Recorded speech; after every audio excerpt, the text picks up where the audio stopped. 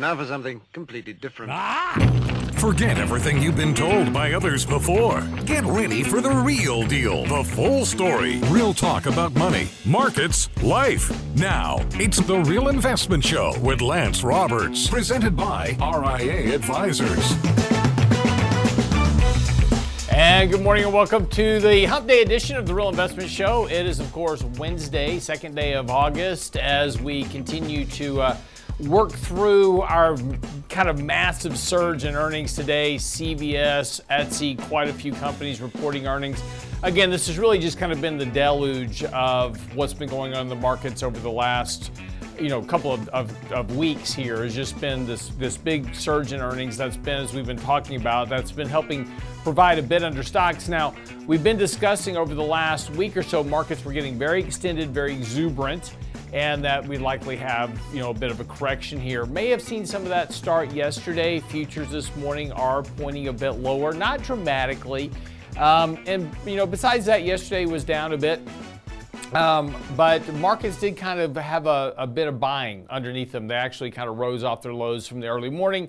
So even when we have these corrections in the markets have been able to find a little bit of footing. Before we get into that, I'd like to talk a little bit about what's happening in terms of the economics of all this. One of the things that we keep talking about is this. And again, this has really been the topic, right? When are we going to get a recession? B of A now is joined, Bank of America now joining the camp of the Federal Reserve, saying, hey, no recession. But yet, we have the biggest drop in tax receipts of any recessionary period on record, right? I mean, so this is, we've had this massive decline in the amount of tax receipts being collected, which typically would align with the recession. So, we take a look at a lot of the economic indicators, the manufacturing indexes, the services indexes, et cetera. A lot of them show a lot of weakness. A lot of them are in recessionary territory. Job openings are declining. And so that would also suggest that, look, if companies are cutting back on the number of job openings, then maybe they're starting to see some weakness in demand, and they're like, okay, I've got enough people hired, don't need to have any more people, take those job openings down.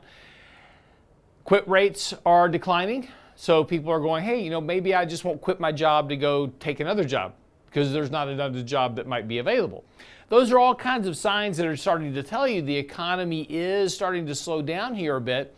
And the question is does it become more than just a slowdown? Or do we begin to see some type of recovery here? I mean, we've had a lot of negative economic data for quite some time, but we also have to remember that we had this big surge in economic, kind of this gangbuster economic growth because of all that stimulus money that was plugged into the economy. So this has been a very challenging thing to try to figure out. Nobody's got it down. Nobody knows what it is for sure.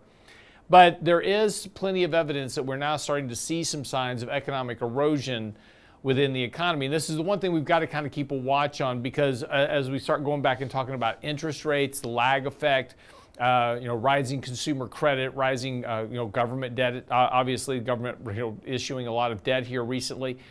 This is all going to weigh into, economic activity as we get further down the road. And again, slower economic activity, lower rates of inflation. So this is going to, keep pushing inflation towards the Fed's goal of 2%.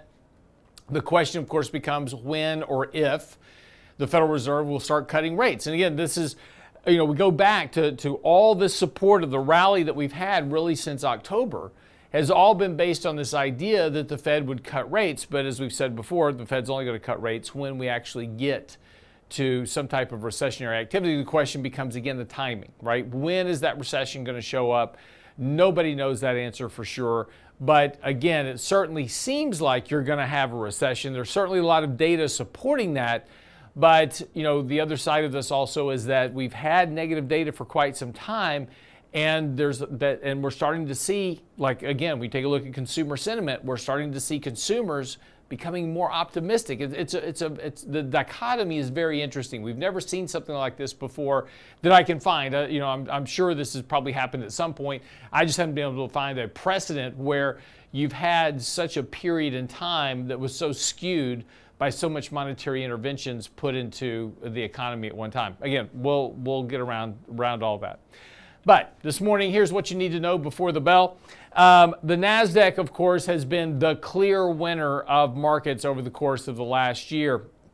And really, as we've seen this rally from those October lows in the NASDAQ, again, yes, it's been driven by a handful of stocks. Yes, that's true. Breadth has been broadening out, absolutely for sure. That has been going on. But we're starting to pick up some really interesting negative divergences within the markets. And again, we start taking a look at what's happening here. The NASDAQ's been running right along this 20-day moving average, in particular from those October lows. It's been a very, very stable advance up to this point, been driven, and again, this is not a surprise, passive inflows into the market. In other words, people buying passive, ETFs, basically just kind of passive investing. That's been the bulk of the flows coming into the markets, not rather than just buying individual stocks or just buying baskets of stocks.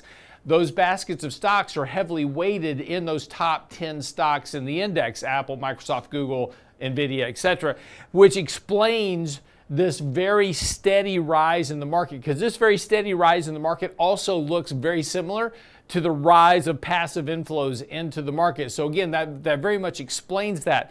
But here just recently, we're now running back into these previous highs that we saw in January of 2022. So pretty amazing that we had this peak in the market in January 2022. Lots of exuberance, lots of excitement because of all that stimulus money. The market sold off here. We've now rallied all the way back to that peak, completely recovering that without all that stimulus. So again, this has been driven by a lot of exuberance that hasn't been really supported by checks to households and other things. So it just goes to show you, A, how much money is out there just circulating around the economy. But the exuberance that's been pushing these markets higher here, this chase to be in the markets, this fear of missing out, has really been quite extraordinary up to this point. But here's the thing to watch is that we're getting negative divergences now in relative strength as well as in our MACD indicators as well. Market is going up, but you have a negative divergence in the underlying technical indicators. Momentum of that move is slowing down. This morning, again, futures are pointing a bit lower here. And when we look at the markets, excuse me, and when we look at the markets, this negative divergence is going to have to be corrected at some point. In other words, the momentum, the slowing momentum will be eventually reflected in the overall price of the market. So we're not there just yet, but it is starting to really weigh on this.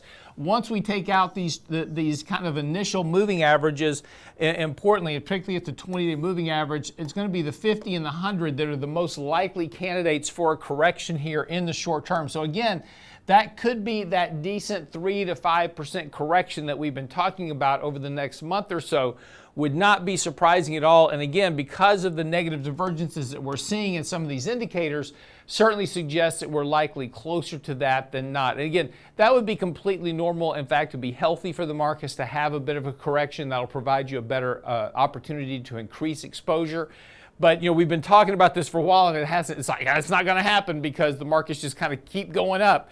And it can certainly do that for quite a long time, but eventually these negative divergences will kind of play catch up with each other. They always do, because these indicators are a function of the price momentum in the underlying market. So again, a bit of a correction here before you kind of get the next advance in the markets. So again, just as I've been saying, I know it's a little bit ad nauseum, we repeat this a lot, but whether it's the NASDAQ or the S&P or whatever, it's a function of those passive flows that have been driving the markets. And if we see a reversal there, you're going to get at least a short-term correction. Again, correction does not mean a bear market. It just means a better opportunity to put money at work on a better risk-reward basis. But that's what you need to know before the bell this morning. When we come back, we'll pick up Danny Ratliff, 6 signs that you might be ready to retire. I really want to know this because I want to know if I'm ready. We'll talk about that after the break. Don't go away.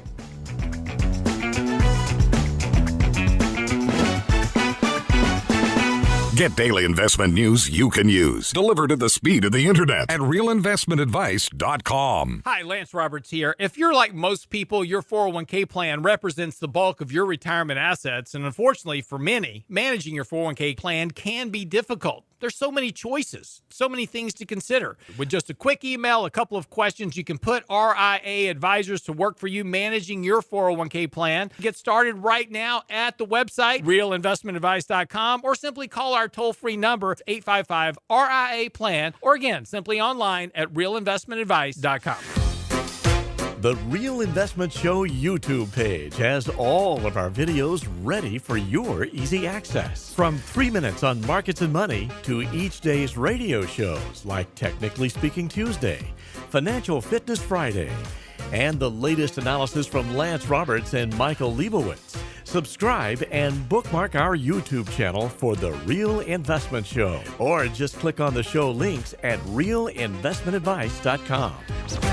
Health and financial security touches everyone within your organization. Offering benefits for all doesn't need to be complicated. Hi, I'm Tom Allen, Senior Benefits Consultant at RIA Advisors. RIA Benefits provides independent expertise to find solutions that speak to the mission of your business, the culture you want to establish, and the budget you are able to work within. Book a free consultation with me at realinvestmentadvice.com/retirement, and we'll find a solution that takes care of your most important asset, your people. realinvestmentadvice.com/retirement, realinvestmentadvice.com. And now, another page from the Real Investment Advisors Investing Manifesto. Bulls win in bull markets. Bears win in bear markets. Eagles soar above and take advantage of opportunity. Let us help you soar as you reach your financial goals with RIA Advisors. Neither bull nor bear. RIA Advisors, 281-501-1791 or online at realinvestmentadvice.com. The Real Investment Show.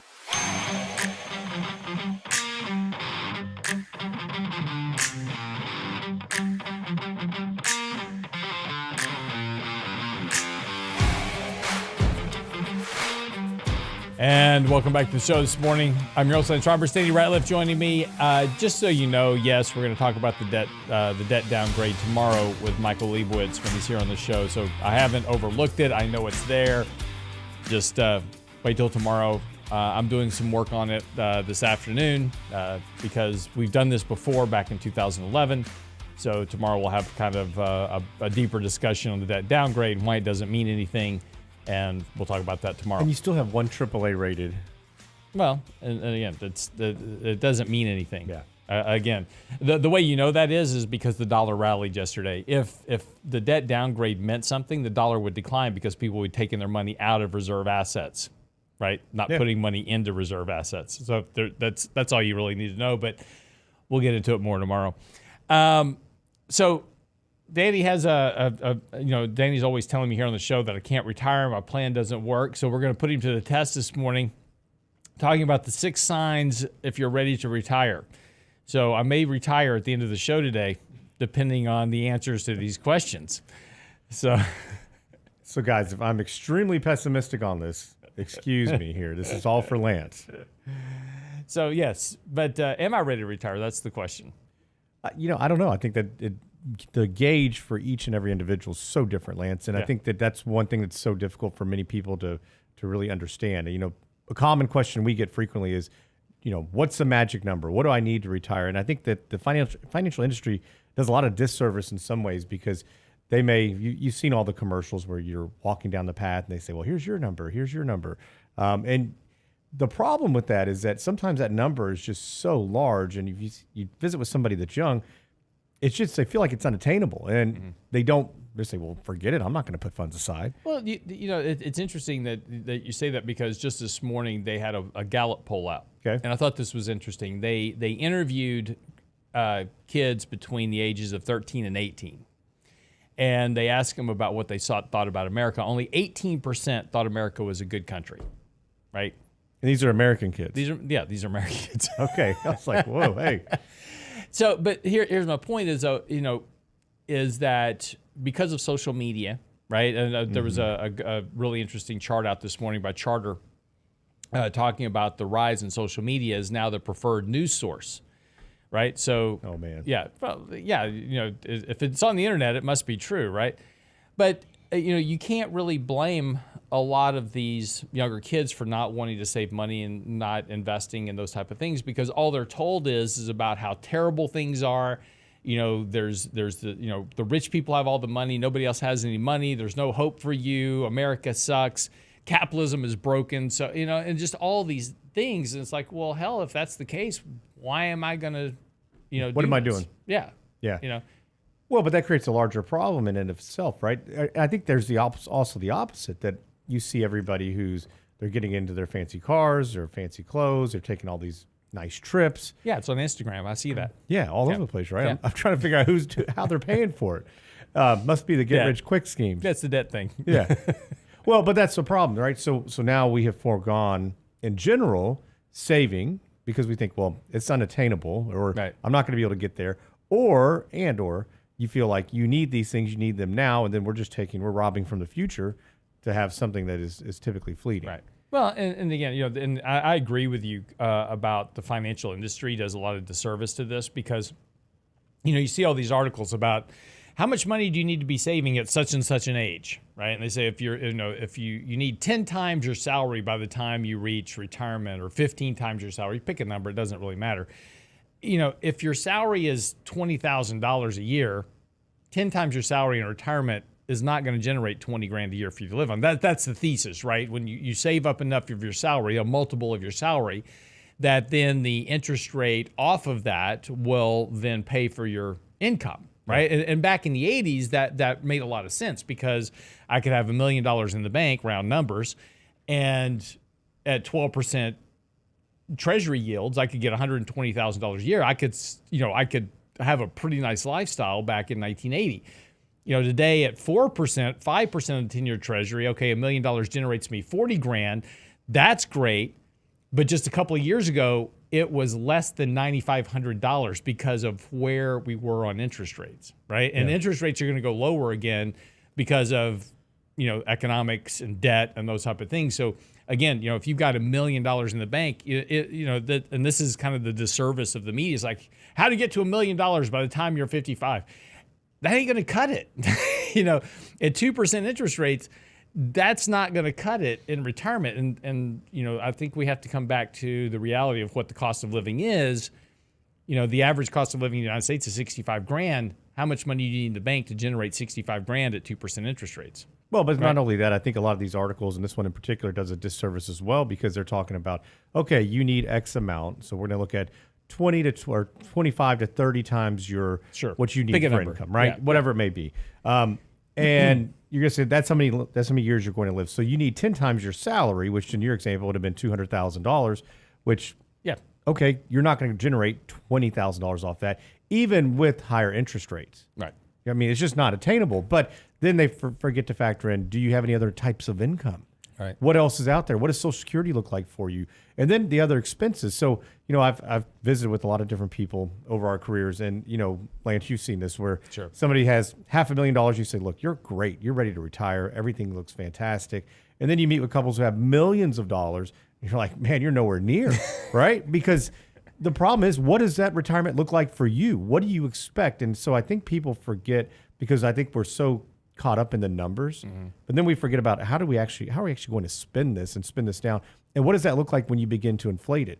So you hear all of these rules of thumb, which they're great as maybe kind of a barometer. You want to say, okay, let's get to something like this. I think you have to have some type of goal in mind. It's like the 4% rule.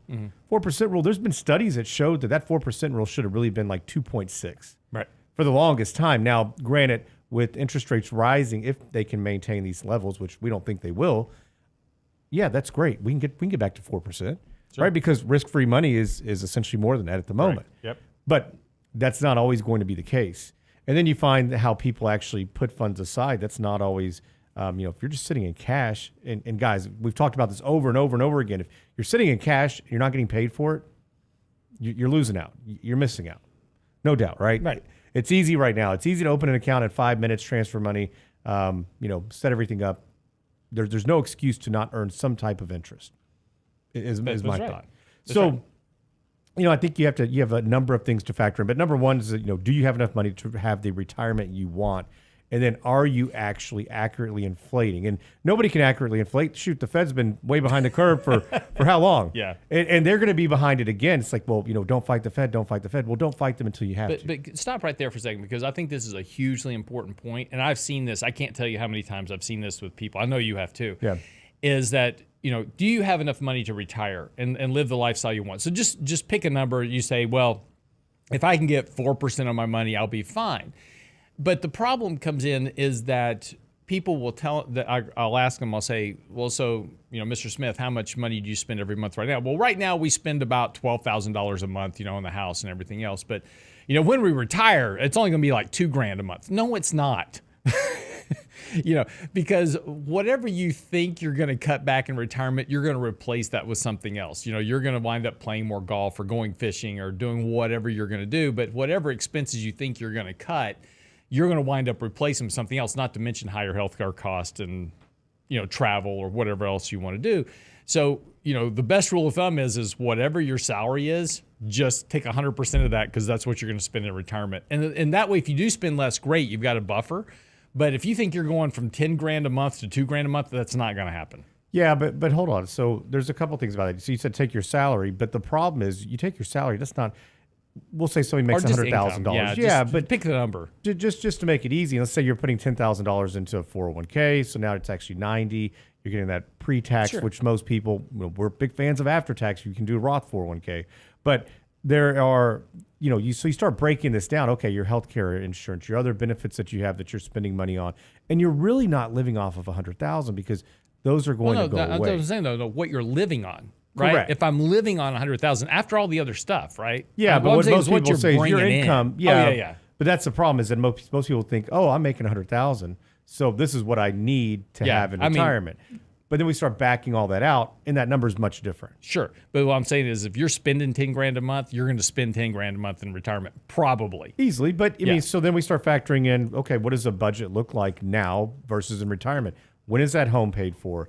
Are you going to go spend that money in other areas? I have a lot of clients say, hey, I'm using this. I'm getting a pay raise. Right. I'm going to use this money. We're going to spend this in other areas. But I have a lot of other people who say, listen, I don't have that anymore. That's $2,000, $3,000, $4,000 that are off the books.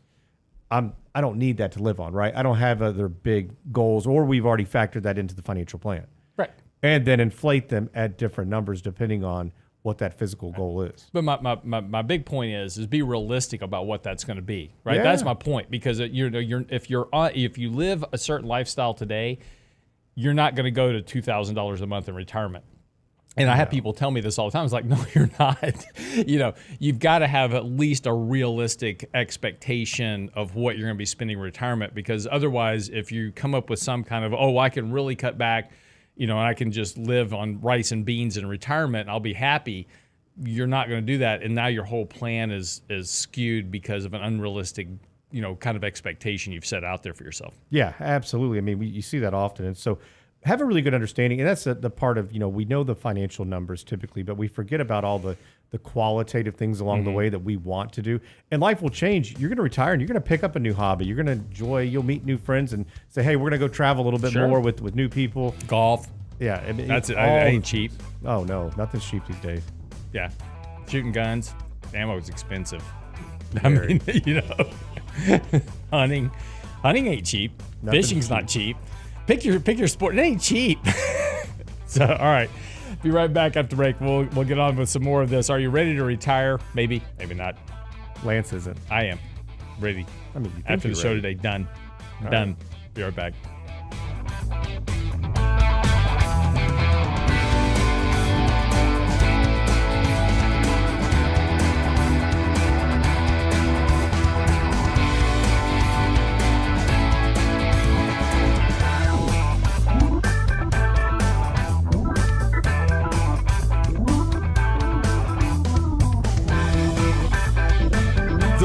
Investment Advice blog. It's required reading for the informed investor. Catch it today at realinvestmentadvice.com. The Real Investment Show YouTube channel has all our videos ready for your easy access. Now with the new and improved Before the Bell reports, Candid Coffee, and Lunch and Learn replays, plus each day's radio shows like Technically Speaking Tuesday, Financial Fitness Friday, and the latest analysis from Lance Roberts and Michael Leibowitz. Subscribe and bookmark our YouTube channel for the Real Investment Show, or just click on the show links at realinvestmentadvice.com. realinvestmentadvice.com.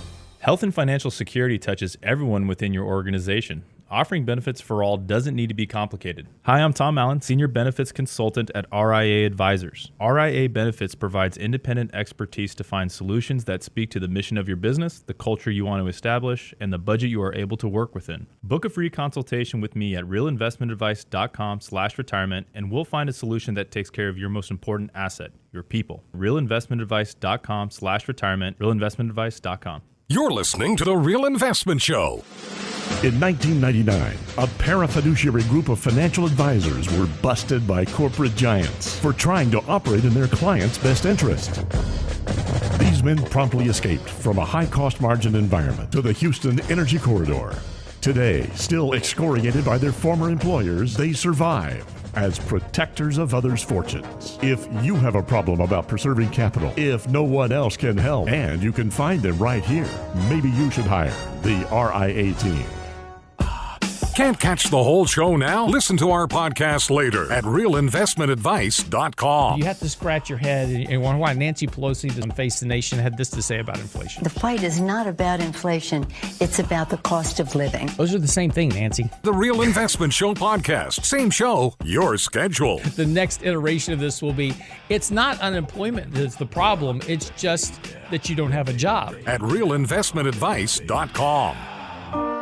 And now, another page from the Real Investment Advisors Investing Manifesto. Manage risk and volatility rather than trying to manage gains. You don't have to be right all the time. Long-term investing success is a 70% gain. Let us help you reach your financial goals with RIA Advisors. Neither bull nor bear. RIA Advisors, 281-501-1791 or online at realinvestmentadvice.com. Real Investment Show podcasts are now available from Stitcher Smart Radio at Stitcher.com. Hi, Lance Roberts here. If you're like most people, your 401k plan represents the bulk of your retirement assets. And unfortunately for many, managing your 401k plan can be difficult. There's so many choices, so many things to consider. With just a quick email, a couple of questions, you can put RIA Advisors to work for you managing your 401k plan. It's a quick and easy application. Just simply click Ask a Question at realinvestmentadvice.com or give us a call at 855-RIA-PLAN. That's realinvestmentadvice.com. The Real Investment Show YouTube channel has all our videos ready for your easy access. Now with the new and improved Before the Bell reports, plus each day's radio shows. Subscribe and bookmark our YouTube channel at realinvestmentadvice.com. You're listening to The Real Investment Show.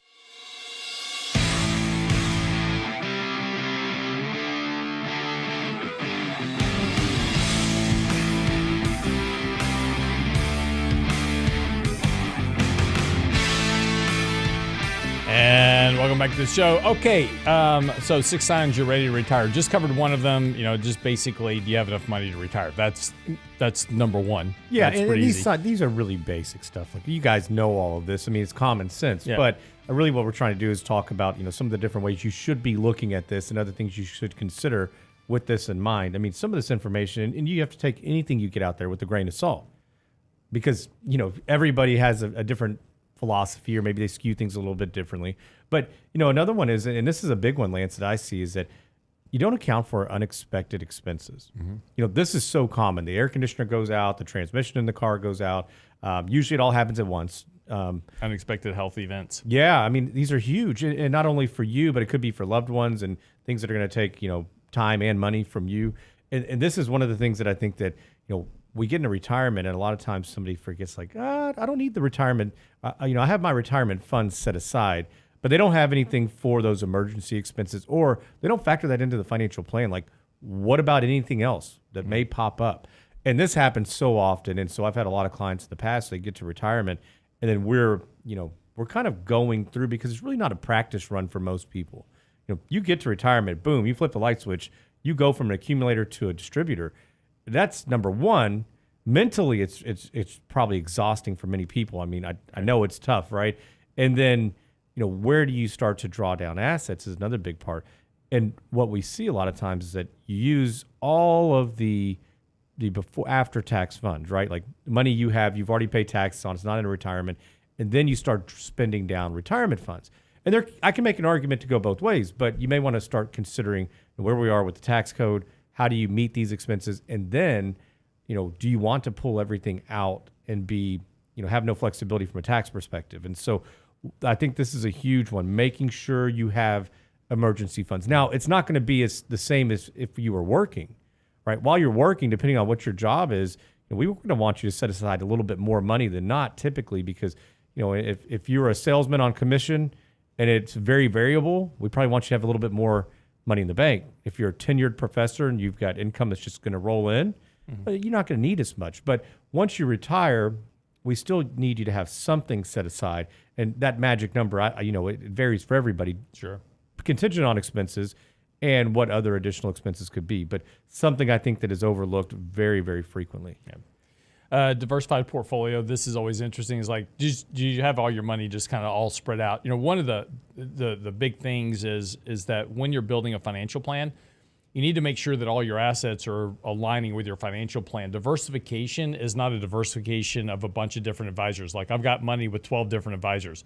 That's not diversification. Actually, that's risk concentration, because they're all going to own pretty much the same thing. And so you're going to wind up over risking parts of your retirement. So whoever you do your financial plan with, that's where you have your money, so that your money can tie, and the allocation can tie to that financial plan to make sure. And we use, in our shop, we use what's called a hurdle rate, right? You need to get 3% a year, 4% a year, whatever the number is, to get your financial plan to work over the next 30 or 40 years. And, so you need to make sure your assets are allocated properly to generate those type of returns. So diversification of assets is not the same thing as just having a bunch of different advisors. That just causes all kinds of problems, increases your expenses. But it's important to have the right type of diversification in your assets: stocks, bonds, real estate, those type of things. Well, but I also think, even with one advisor, you have to be cautious, because we see a lot of times somebody may come in and they have 300, 400 different positions. Well, it's like, what are we doing here? Number one, you're buying super tiny positions, but you may be buying the index. So while it looks like on paper you're extremely diversified because you have many different types of investments, that's not the case. And how are they actively managing these funds?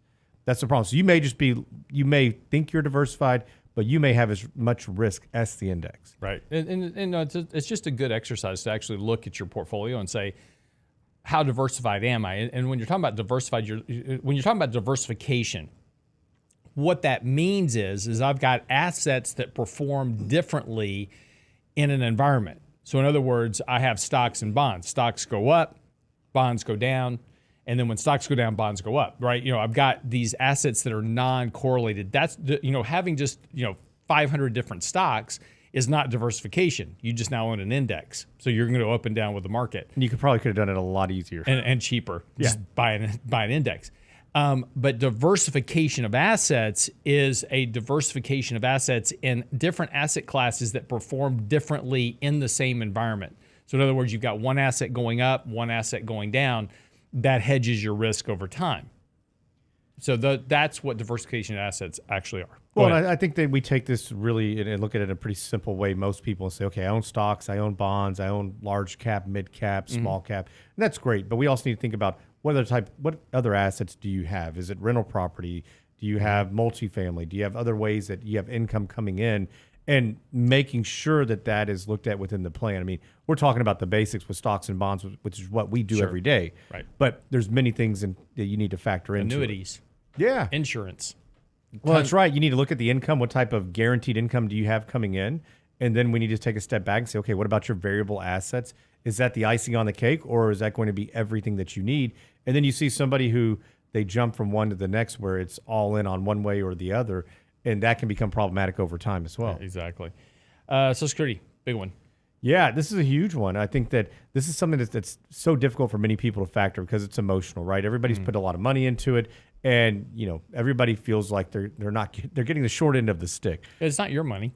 It is your money, but No, you put your money in, but it's not for you. It's for everybody else. Yeah. Yeah. Well, it's a it's a Ponzi scheme, right?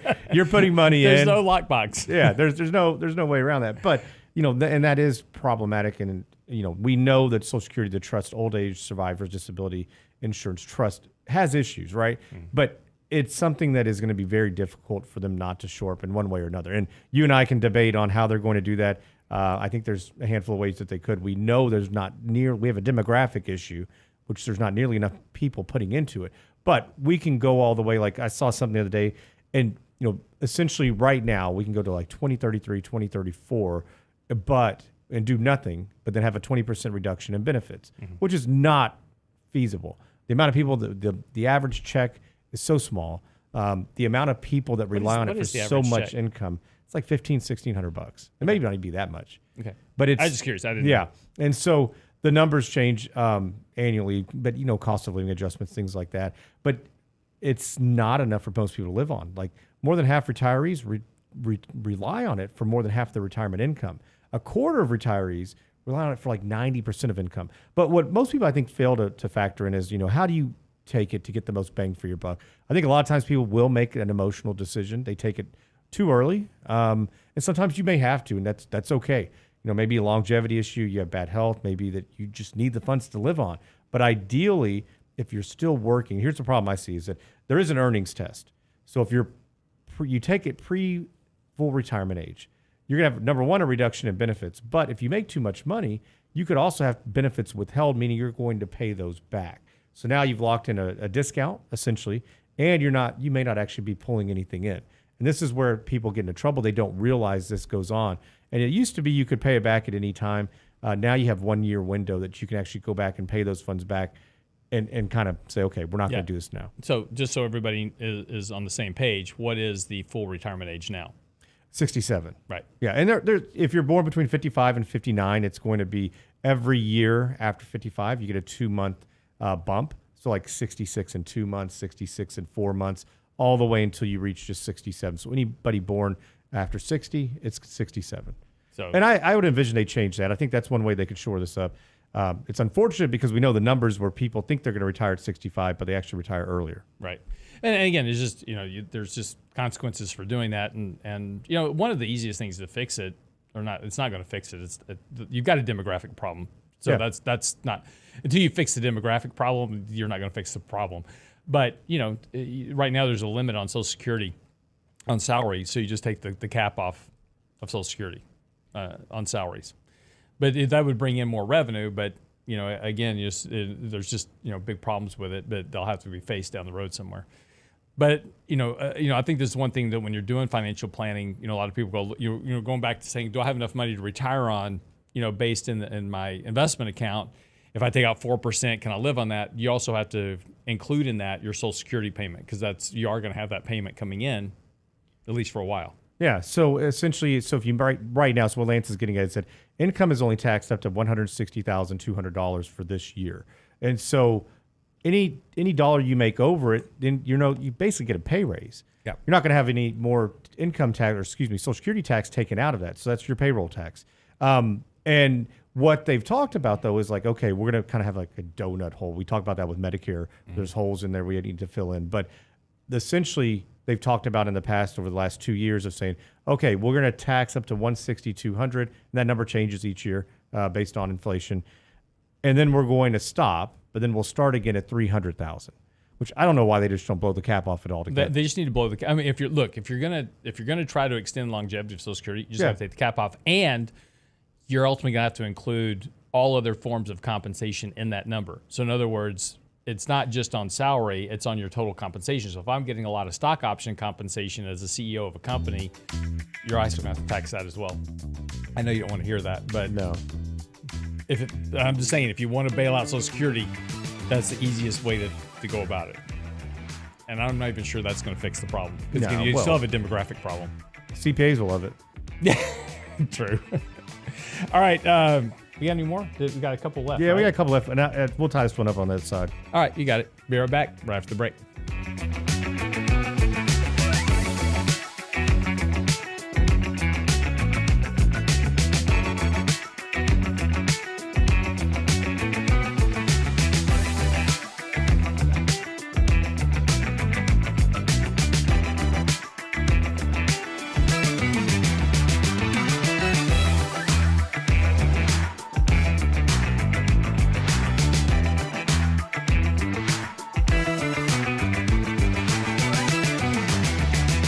Get daily investment news you can use, delivered at the speed of the internet at realinvestmentadvice.com.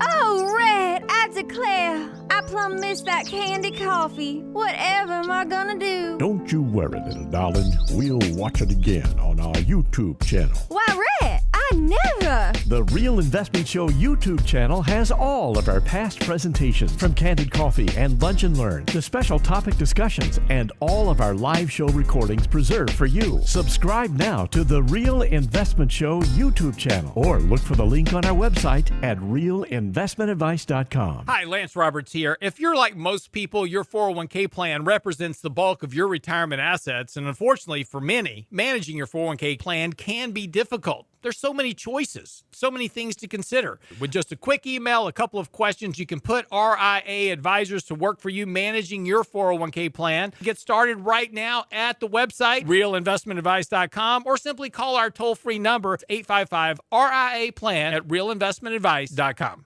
Small businesses are now being challenged by the lack of employees and how to attract and recruit the best employees. To get the better employee, you'll have to offer a better package. Hi, I'm Tom Allen, RIA Advisors Retirement Plan Consultant. Don't assume a 401k plan is too costly or complicated for your small business to offer. Let us show you how to make the most of an affordable and effective plan that will deliver true value for your business and your employees. Call me toll-free at 855-RIA-PLAN or online at realinvestmentadvice.com. That's realinvestmentadvice.com. And now, another page from the Real Investment Advisors Investing Manifesto. A passive investment portfolio requires active risk management. It's not a choice, it's necessity.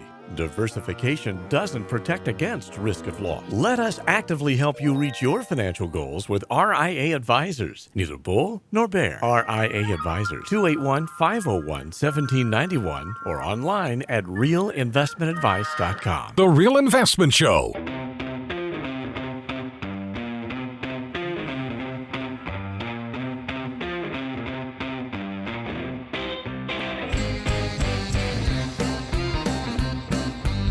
And welcome back to the show. So just talking about 6 signs ready to retire, just a kind of quick recap. Do you have enough money in the bank to retire on? Do you have a fund for unforeseen expenses? So do you have an emergency fund set aside for, healthcare issues, broken down car or whatever happens? Have you diversified your portfolio in non-correlated assets that also generate income? Do you know how Social Security fits into your income bracket, right? So how will Social Security, when can you take it? How much is that going to be? And how much does that affect the income stream you need to generate from your assets in retirement? Because again, the less money you can take out of your assets, the longer the longevity of the portfolio is in retirement to generate income for you. So again, the less bleed you take off of it, the longer it lets those assets live. Of course, the biggest, as we just talked about, you need to have a fund set aside because healthcare is, look, we're all getting older. Healthcare costs are going to go up. United Healthcare recently just made the announcement that, they're taking an earnings hit because now, older people are all taking elective surgeries to get hips replaced, knees replaced. Want to play tennis in retirement, got to have the knees fixed, right? So yeah, a lot of pickleball injuries out there exactly. Right now. So that kind of really brings into the problem, of now you've left your job, you had health care through your company, now you leave your job and retire, you got to supplement that with some other form of health care. Yeah, and I think so this is a big one, and this is a major, major expense and determinant of if somebody can retire, especially pre-65, because healthcare is so expensive before you get on Medicare. Right. And that's a problem where it's the elephant in many financial plans. They say, look, I'm going to retire at 55, I'm going to retire at 60, and then just healthcare is so unaffordable that most people don't realize it because it is being subsidized through big companies. Right. And so, what you want to make sure you're doing now is that you have funds set aside for that. That's a particular goal within your financial plan, and utilizing and putting funds in the right places if you can do so. So if you're on a high deductible health plan currently, can you go utilize a health savings account? You can't put a ton of money into it, but that is one of the only accounts in the world that I know of, that gives you a triple tax benefit. You put the funds in tax-free, they grow tax-free, and then you pull them out, and you can distribute those funds as long as you're using them for medical or health expenses without paying any taxes. Right. And so obviously, the sooner you start this, the better. So for many of you guys out there that are maybe much younger and say, look, I'm nowhere near retirement, if you have one of these funds or accounts that you can fund, max it out. There's no reason not to. Right. What's the limit on that now? 5,000? No, it's a little over 7,000. I think 7, it's like 73 something this year. So trying to call me at 6 o'clock in the morning on numbers. Come on, lady. You're supposed to know this stuff. I Back do of know your it. head. Yeah, We've been trying to reach you about your car insurance. Thank you. Yeah. So everybody's been trying to reach somebody about their car yeah, insurance. exactly. But yeah, so healthcare is an issue. Just obviously, just as you go into retirement, there's studies out that show that in the latter part of your lifetime, you'll spend as much as $350,000 on medical care. The average American will, and that's mostly because we don't take care of our health. Obviously, if you eat right and you exercise, take care of yourself, your healthcare expenses will probably be lower than those that don't. Right. Well, we talk about that a lot. Good health equals wealth because you're not draining so much, and you're going to have a healthier lifestyle in general, which can bring costs down. But that number, so for an individual, is $3,850. For a family, it's $7,750. Is your limits on what you can put aside. Now, the one thing I think that the problem with health savings accounts, many people confuse them with flexible spending accounts, and so the issue with that is that a flexible spending account is exactly what it says. You need to spend that money typically annually. They may let you spend it into the following year just for a couple of months, usually up to March. But a health savings account, you don't have to spend those funds. And so the idea would be is to put some funds aside. Typically, we like to say, okay, 2 years of premiums, if you can have that in cash. Then if the accounts allow for it, begin to invest the remainder of those funds. And we can make arguments that you want to fund this because if you're not going to max out your 401k and this, we'd say, hey, contribute to the 401k up to the match and then go put funds aside here and do not use these funds if you can avoid it. That's a problem. Most people say, hey, I'm putting funds in. We use it every year. We get a little bit of a match within our HSA as well. It's been a great account. But I think you're going to regret it later on down the road because this is an asset that you can pull down from that's not going to be subject to IRMA for Medicare premium surcharges, not going to be subject to taxation. We want that diversification of accounts as well, where it gives you multiple places and sources that you can pull from, so that way you can minimize potential taxes in the future. Yeah, and again, that's just a hard thing for people to work on, trying to just trying to live life, raise kids. It's constantly something. I get it. It's just every time you turn around, the school's calling you. Oh, we need money for this or that or the other thing. It's just something. Yeah, no, look, I can certainly relate to that. I know it's tough, and but you've got to start thinking about the future and how do you put these funds aside? Because at some point, everybody thinks, well, I'm going to keep working. I'm going to work till I'm 70. I'm working till I'm 75. There's a handful that do, but most of the time, something happens. Yeah. Last thing is number 6 is getting rid of debt, and I want to put a caveat on that, and because I see people do this, is that they try to pay off all their debt, right, including their house. Yeah. And that's a Dave Ramsey throwover, which is, pay off all your debt, including your mortgage. The problem with paying off your house is that it's an asset. It does appreciate over time, at least with inflation, sometimes more. But it's a place that you're living. And, if you sink all your money into your house, and this is particularly the case if you're going to die in that house, right? So this, I see this a lot with individuals. They're going to go into retirement and they go, okay, I'm building my dream home and we're going to pay cash for it. Don't. You're going to die in that house, and your kids don't want your house, by the way. So don't put all your money in the house. Take out a mortgage on the house. Let pay the mortgage, deduct the interest, because as soon as you sink all that money into the house, it's now a dead asset, because again, it's not going to generate an income stream for you in retirement.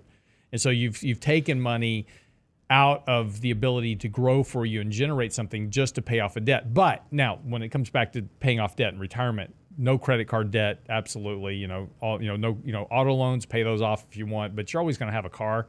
So I'm not, if you can finance it at 0-1% like we did for a while, makes sense.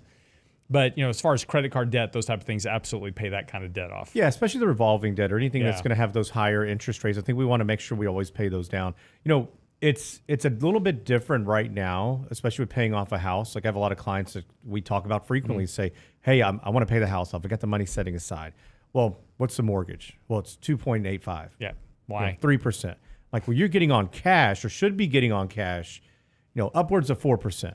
Yep. No reason for you for you to do it right now. Now, maybe that changes in 2 or 3 years, but maybe you go buy a CD or a treasury bill and you're getting over 5%.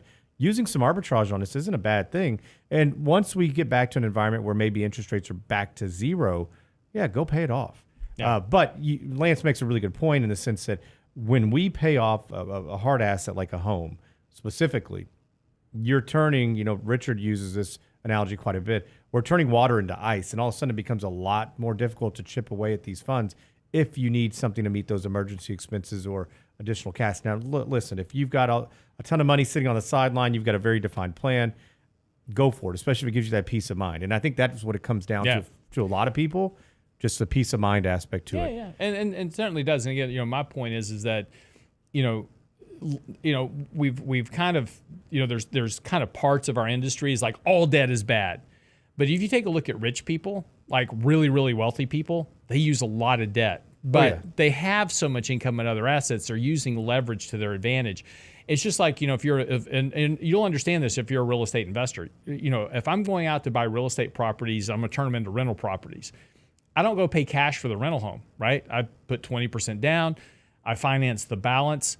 I use that leverage. The house generates an income stream to pay off that leverage. But, that allows me, instead of being able to buy one house, I can buy 5 houses and turn them into rental properties. So using leverage to your advantage is not bad. All debt is not bad. And the point we want to make here is that, you've eliminated debt that is bad debt, credit card debt, those type of things, high interest rate debt, things that'll get you into trouble over time.